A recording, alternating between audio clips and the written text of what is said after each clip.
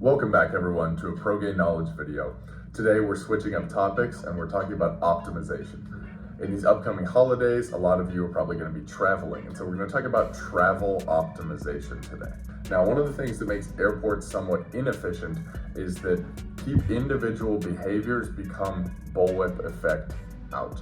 And so what that means is that small changes on the individual scale across a mass population tend to have rippling effects, and the effects tend to get bigger or more amplified as it projects further backwards.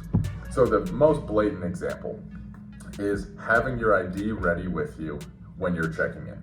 Having your ID already out and maybe your boarding pass versus walking up to the stand and then having to take it out of your wallet.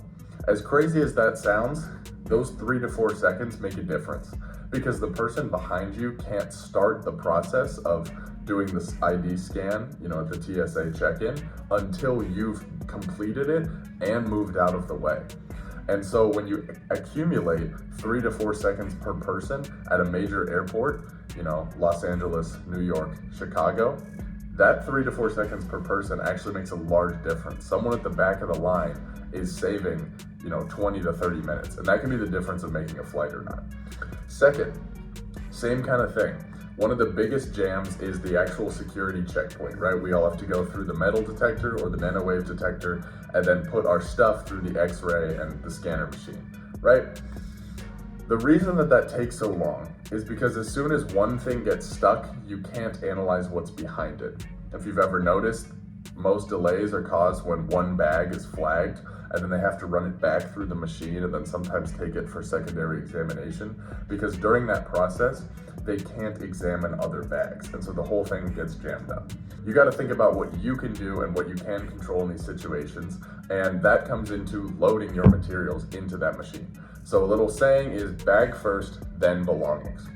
And this is helpful because if you take the time to take your belongings out of your pockets, right? Your phone, wallet, maybe the keys, maybe the boarding pass, your water bottle, whatever it may be, all that kind of extra stuff, and then start loading, shoes and belt, and then put your bag behind it. Your bag is not able to be scanned until all of the other stuff goes through, which again is accumulating time for you to take all of that stuff off, unload your pockets, whatever. So put your bag in first, because then it can be currently being scanned, or at least already in queue while you're unloading everything else.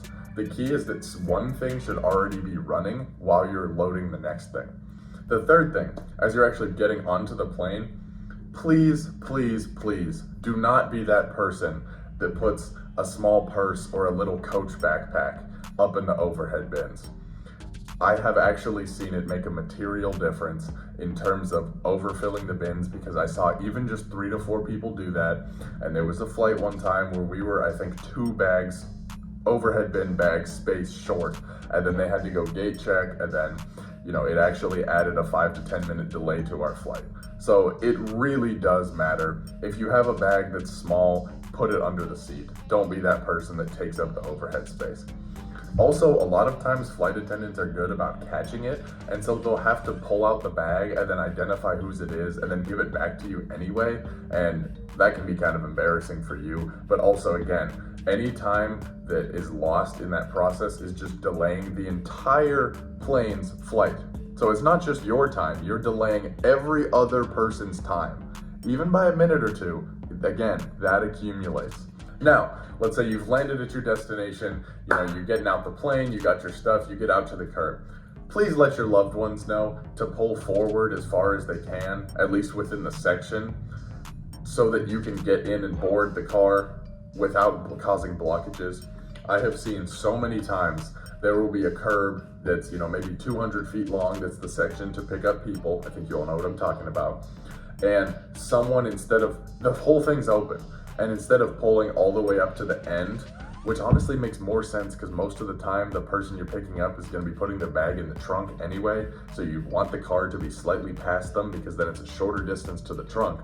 You see someone who parks dead straight in the middle, and then it's only one car can fit behind them and only one in front of them, whereas if they slid all the way up, you could probably fit 5 cars. Not to mention the fact that someone had to like back in and squeeze into the space behind them because they were taking up such an awkward amount of space. Just slide forward as far as you can so that people can fill in behind you. And then it will make the most sense because you want constant inflow and constant outflow. And then you don't get those jams where one person is taking forever and someone's cornered in behind them, so then they have to try to back out and reverse, which causes a bullwhip effect of traffic down the line because someone had to slam on their brake. Just don't be that person. And then finally, just kind of a general note, whenever you're traveling, it's fine to be, on the phone, watching something, listening to music, whatever. Just be generally paying attention. When you have 30, 40 minutes into your flight, you can be off in no man's land, that's whatever. But whenever something that you're gonna have to do, whatever the next step is, going through security, handing them your ID, actually boarding the plane, getting into your seat, whatever the next step is, whenever you're 2 to 3 minutes from it, I'd say just try to, turn down the music, turn off the show, whatever it is.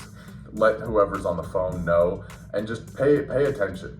Because again, those extra 5 to 10 seconds across each of these steps is not only 3 minutes for you saved on your travel time, but it's 3 minutes for everyone else on your plane. And when everyone does that, you end up saving 15, 20, 30, 40 minutes, which is a substantial amount of time.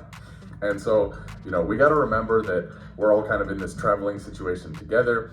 Delays do happen for things we can't control. There are people who need to take more time, getting through security and that kind of thing. And that's okay. But the key is that if you're someone who's capable of getting through it faster, I think that in some sense you have a responsibility to get through it reasonably as fast as you can, because then you're freeing more time for those who really need to take the extra time to, say get through security or board the plane. So generally just pay attention, it's more courteous and it saves you time. Ideally, we all want to spend less time in the airport because we want to get to where we're going. And so I hope you all have a wonderful travel experience. And don't forget that your small actions do actually matter in the aggregate. So that's it for this week's video. Thank you guys so much for watching, and I hope you all travel safe and implement some of these in your upcoming travels if you are traveling. And even if not, just remember them for the future. Keep in mind that paying attention and being courteous goes a long way and saves a lot of time. Thank you.